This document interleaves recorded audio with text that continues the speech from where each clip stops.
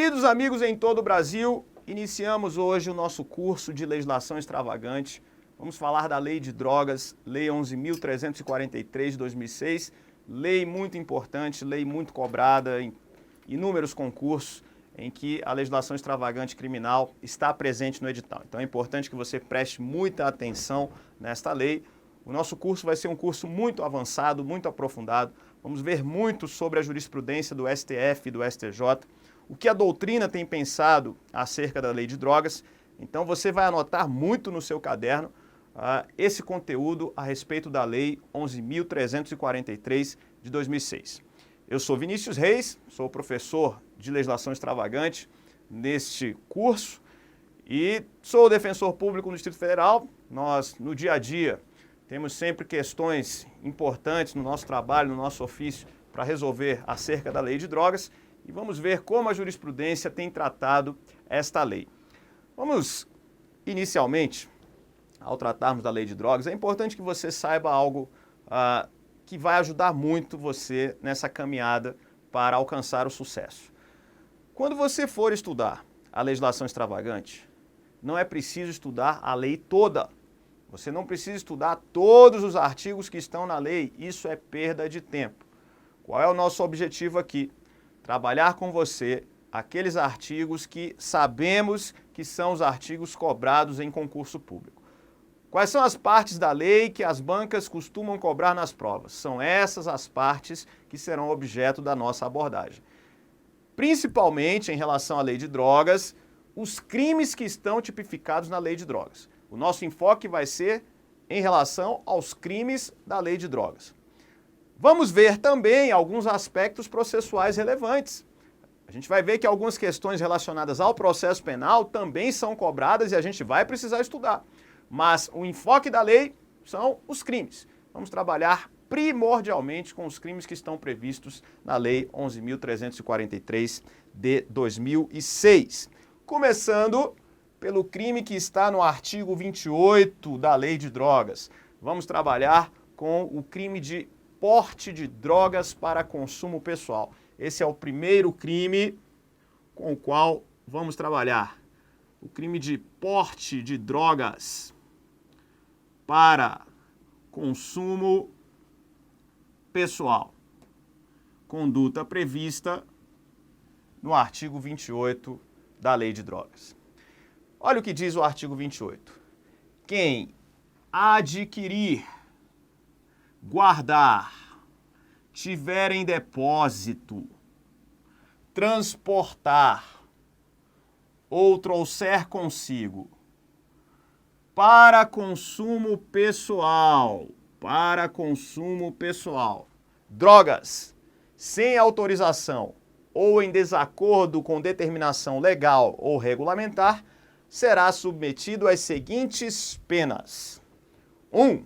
A advertência sobre os efeitos das drogas. 2. Prestação de serviços à comunidade. 3. Medida educativa de comparecimento a programa ou curso educativo. Então, de início, 5 verbos definem a conduta do artigo 28 da Lei de Drogas. Adquirir, guardar, ter em depósito, transportar e trazer consigo.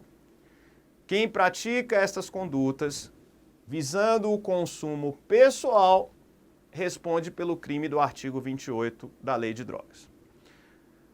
Mais importante até do que você saber quais são as condutas, e as condutas são as que estão aqui, adquirir, guardar, ter em depósito, transportar e trazer consigo. Mais importante até do que você saber estas condutas é você lembrar que estas condutas estão relacionadas à expressão para consumo pessoal. Assim nós identificamos o crime do usuário. O usuário de drogas pratica as condutas aqui previstas com o intuito de consumir a droga. Ele vai consumir a droga. Ele não vai passar a droga para outra pessoa. A droga vai ser utilizada para consumo pessoal. Esta é a essência do artigo 28 da Lei de Drogas. Veja que algumas condutas estão previstas aqui. Adquirir, geralmente aquele que compra a droga na mão de um traficante.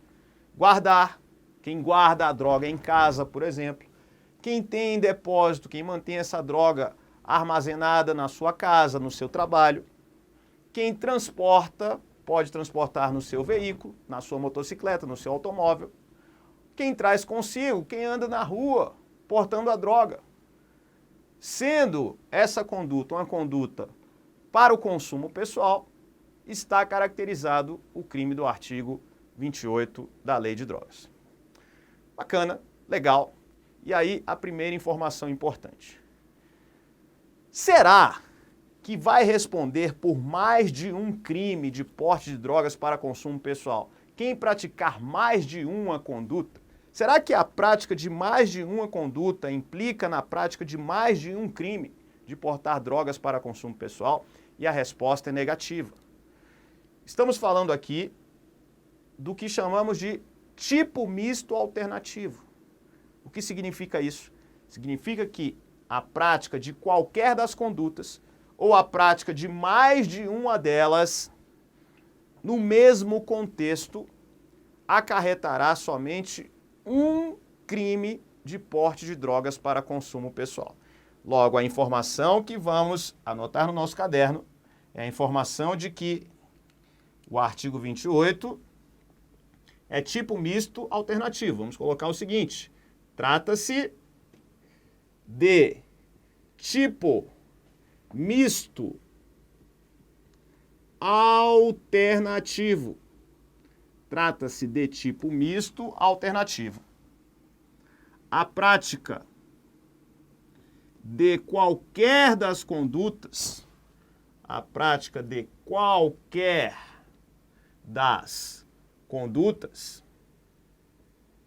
configura o crime. Então não há necessidade de praticar mais de uma conduta. A prática de qualquer das condutas configura o crime. Vinícius, e se o sujeito praticar mais de uma conduta no mesmo contexto fático, ou seja, no mesmo contexto fático, ele adquire e guarda, ele pratica mais de um crime, vai praticar um crime só. Portanto, a prática de mais de uma conduta,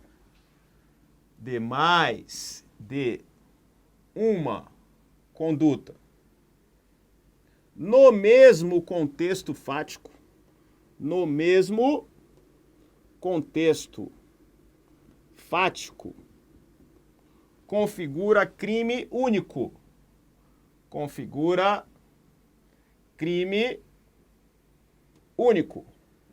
Significa que o agente responderá por somente um crime de porte de drogas para consumo pessoal. E aí, algo importantíssimo. Para a configuração desse crime, é essencial a perícia na substância apreendida. É essencial a perícia para que se analise se aquela substância realmente é droga e também a quantidade da substância apreendida. A substância, portanto, deve ser periciada para a comprovação da materialidade do crime de portar droga para consumo pessoal. Então a gente vai anotar agora no nosso caderno o seguinte: entendimento do STF e do STJ. STF e STJ. É essencial a perícia na substância apreendida. É essencial a perícia na substância apreendida para a comprovação da materialidade do crime de porte de drogas para consumo pessoal. É essencial a perícia na substância apreendida para a comprovação da materialidade do crime de porte de drogas para consumo pessoal. Só com a perícia temos condições de saber se a substância apreendida é droga mesmo. Porque veja o seguinte: imagine que uma pessoa ela tenha sido flagrada pela polícia com sinais de ter usado a substância entorpecente. Então a polícia abordou aquela pessoa, a pessoa está com sinais visíveis, não fala nada com nada, olhos vermelhos, inclusive até confessando que usou a droga. Mas a polícia, quando faz o baculejo, quando faz a revista, não encontra nada com essa pessoa. Será que esta pessoa poderá ser enquadrada no artigo 28 sem que qualquer substância tenha sido apreendida, sem que a droga tenha sido periciada? Isso jamais poderá acontecer. Esta pessoa não pode ser enquadrada no artigo 28 se a perícia na droga não for realizada. E tem algo mais. A conduta de usar a droga não foi prevista no artigo 28. O artigo 28 não previu o verbo usar. Então, se uma pessoa der sinais de que usou a droga, porém a droga não foi apreendida, não é possível o enquadramento desta pessoa no artigo 28 da Lei de Drogas. Legal? Usar a droga é conduta atípica.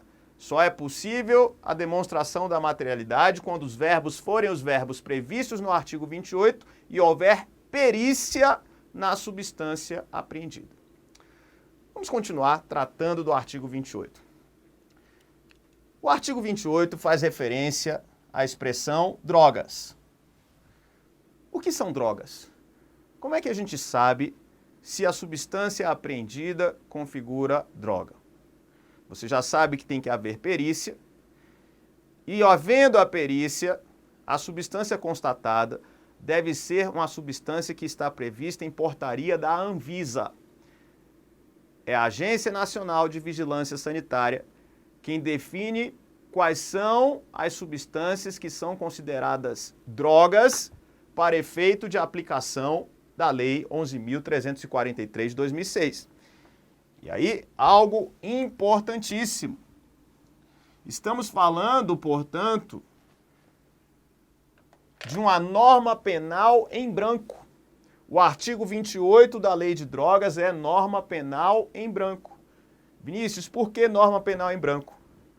Porque depende de uma outra norma para ter eficácia.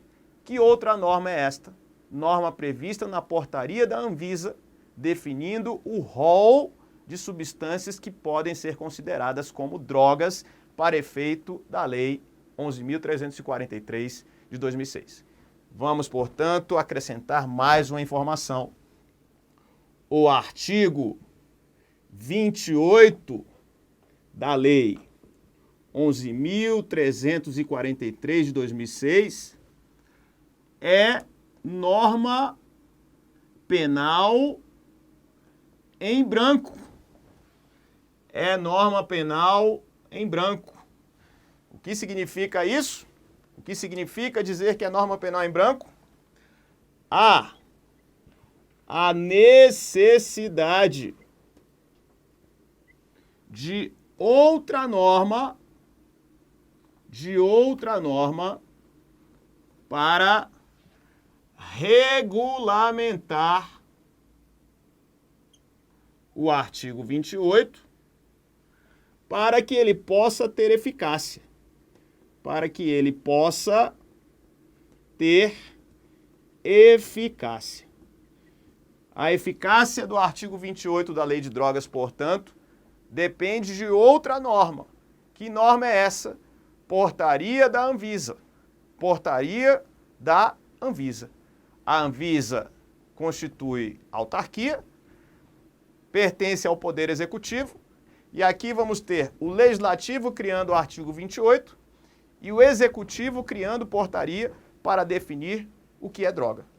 Então, em relação a esta outra norma, a norma que regulamenta o artigo 28, esta outra norma será norma expedida pela Anvisa, portaria da Anvisa. Anvisa que pertence ao Poder Executivo. E aí nós podemos dizer o seguinte: aqui temos a chamada norma penal em branco heterogênea. O que é uma norma penal em branco heterogênea? É aquela em que o tipo penal é criado pelo Poder Legislativo e os tipos penais só podem ser criados pelo Poder Legislativo, enquanto a norma regulamentadora é criada pelo Poder Executivo. Norma penal em branco heterogênea. O Poder Legislativo cria o tipo penal e o Poder Executivo regulamenta. Já na norma penal em branco homogênea, o legislativo cria o tipo penal e o próprio poder legislativo regulamenta. Aqui não. Aqui a regulamentação vem do poder executivo, portaria da Anvisa definindo o que são drogas.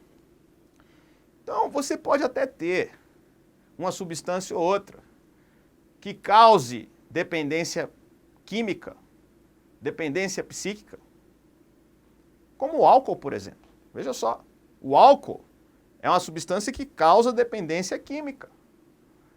Mas eu pergunto, álcool é droga? Praticar essas condutas aqui em relação ao álcool configura o crime do artigo 28? Evidente que não. Não, porque a portaria da Anvisa que define o que são drogas não previu o álcool como droga.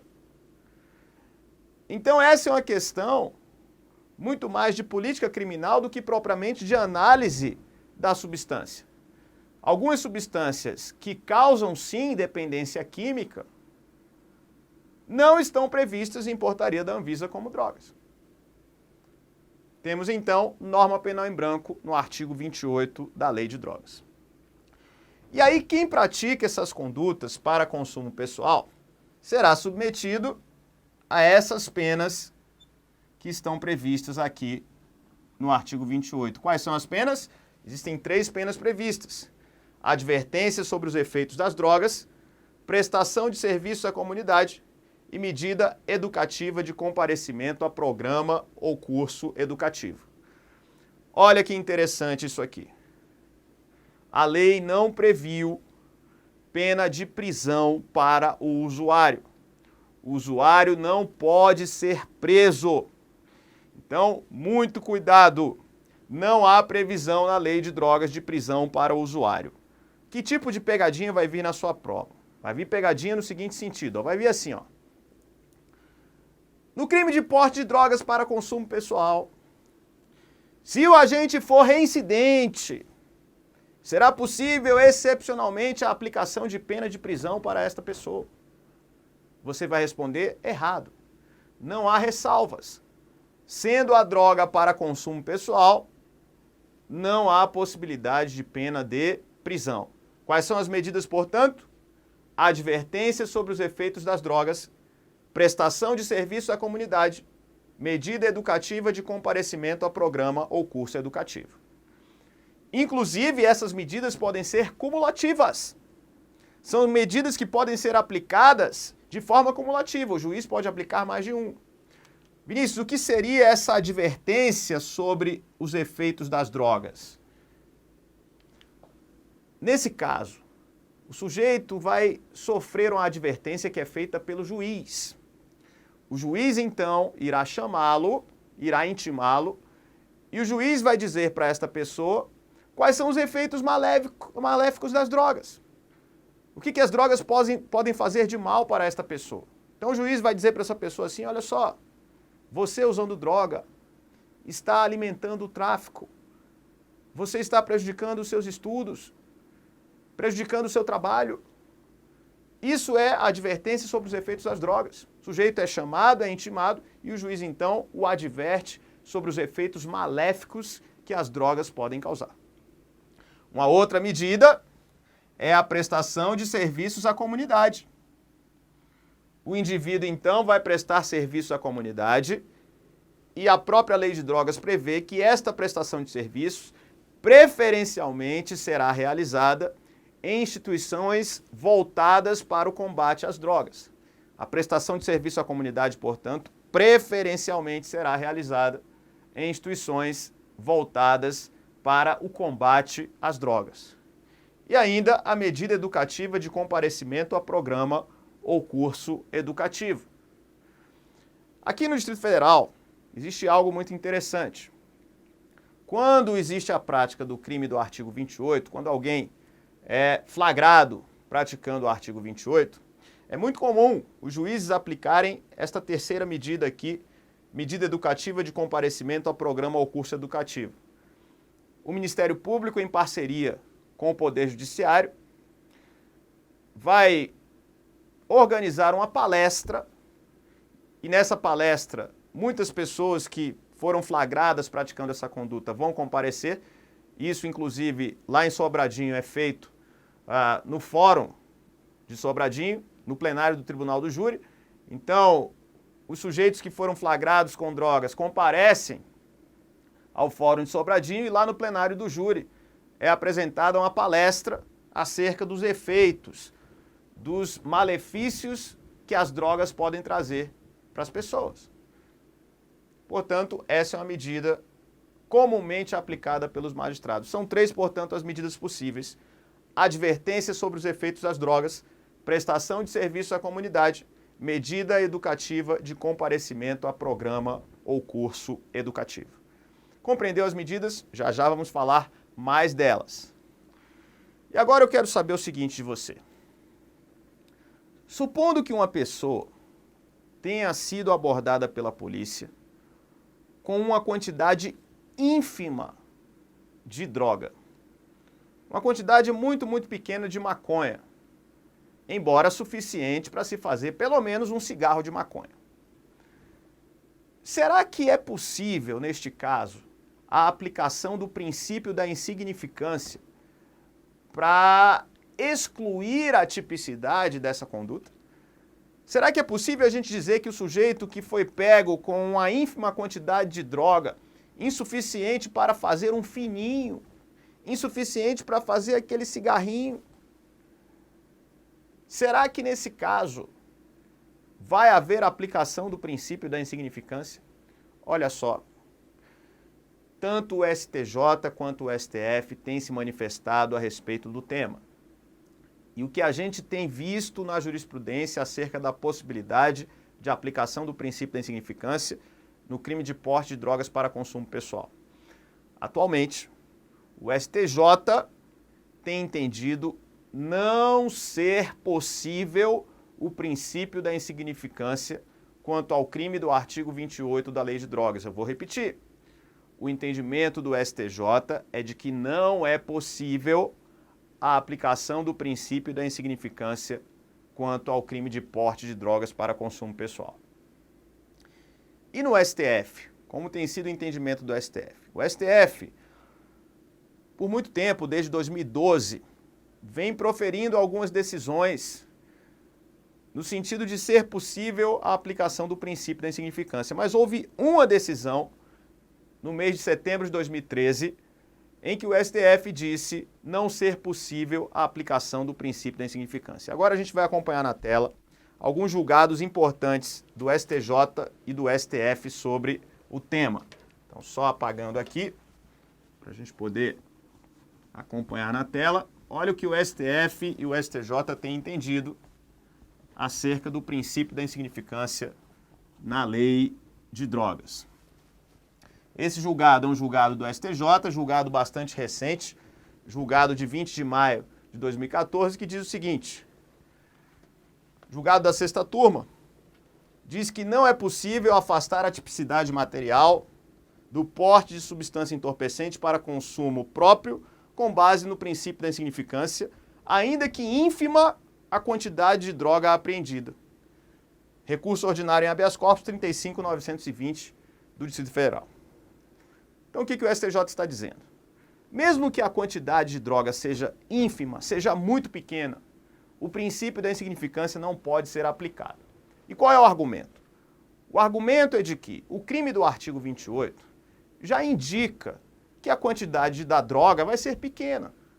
Se estamos falando do usuário e não do traficante, é óbvio que o usuário não vai andar com grande quantidade de droga. Logo, se uma pequena quantidade, ínfima quantidade de droga é apreendida, isso já é inerente, já é próprio do crime do artigo 28 da Lei de Drogas. Então, muito cuidado, entendimento do Superior Tribunal de Justiça. Não é possível a aplicação do princípio da insignificância, mesmo que a quantidade da droga apreendida seja ínfima. E o STF, o que pensa a respeito? O que pensa o Supremo Tribunal Federal? O último julgado do STF é um julgado de 17 de setembro de 2013. Eu digo para você que a questão no STF ainda não está pacificada. Esse é o último julgado mas os julgados anteriores eram em sentido contrário. Os julgados anteriores eram no sentido de ser possível o princípio da insignificância, mas o STF, no último julgado, em setembro de 2013, disse o seguinte: não há falar em atipicidade do delito por haver pouca quantidade da substância entorpecente, já que o crime descrito no artigo 28 da Lei 11.343 de 2006 é de perigo abstrato para a saúde pública, por ser capaz de gerar dependência físico-química, de maneira que o legislador entendeu por bem manter a tipicidade da conduta, ainda que sem a aplicação da pena restritiva de liberdade, de penas restritivas de liberdade, ou seja, de penas de prisão. Logo, o STF deixou muito claro que não há falar em atipicidade por haver pouca quantidade da substância entorpecente. O STF, no último julgado, não admitiu a aplicação do princípio da insignificância no crime de porte de drogas para consumo pessoal. Isso é importantíssimo. Vinícius, se cair hoje na minha prova, o que eu respondo? Responda que não é possível a aplicação do princípio da insignificância com base nesse último julgado do Supremo Tribunal Federal. Isso já caiu em prova? Já caiu demais. Isso caiu, por exemplo, no ano de 2012, na prova para agente da Polícia Civil do Ceará. A questão indagava se era possível a aplicação do princípio da insignificância nos crimes previstos na Lei de Drogas. E hoje, o entendimento do STF, de acordo com o último julgado, é no sentido de que não é possível a aplicação do princípio da insignificância. Isso pode mudar? Sim, isso pode mudar. Pode ser que o STF venha com um julgado em breve dizendo ser possível. A jurisprudência muda a todo tempo. Mas esse é o entendimento de hoje. E aí, fica óbvio que se o princípio da insignificância não pode ser aplicado para o porte de drogas para consumo pessoal, muito menos será aplicado para o crime de tráfico de drogas. Então, se não é possível aplicar princípio da insignificância para o usuário, para o porte de drogas para consumo pessoal, então no crime de tráfico, aí é que não vai ser possível mesmo.